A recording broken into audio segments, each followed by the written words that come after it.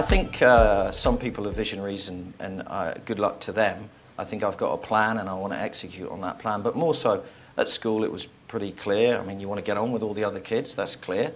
And maybe I was good at sport, you know, and when you're playing sport, we used to, in England, I'm sure you have similar in American football, you get the kind of two best players and the sports teacher says, okay, you Spencer, you pick your team, Adam, you pick your team.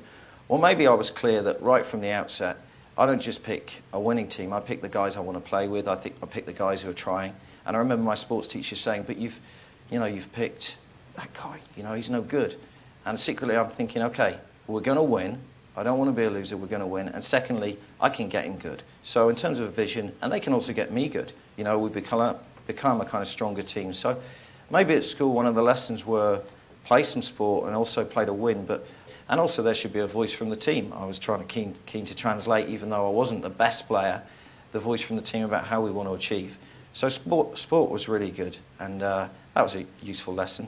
More powerful, I think, than maybe physics, which was a real struggle. But.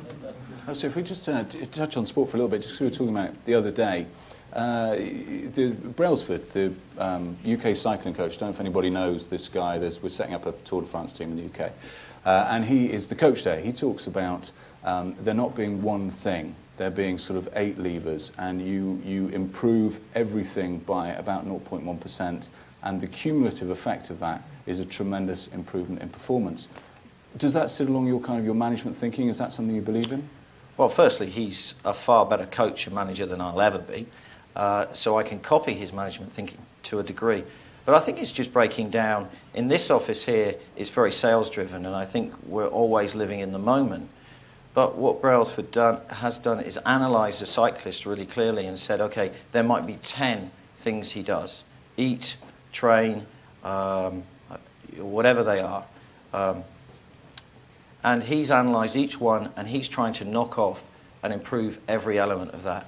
And I think good management is about being a good coach, maybe, and getting the best performance from your team. I mean, we're all individuals, but we also want to be a team, and we understand that being together we can be more powerful. I mean, I couldn't have achieved GDS without working with Denise or Kevin, who I seem to be talking to during this. You know, yeah, you can learn a lot from good coaches, can't you? I mean, I still look at sport, and the guys and girls look at sport. Good coaches make a difference. We've got the World Cup going on now, and people say, is it, they've got Messi, they've got him, they've got him. The defining moment on the coach will really be, of the World Cup, will really be the coach. The best coaches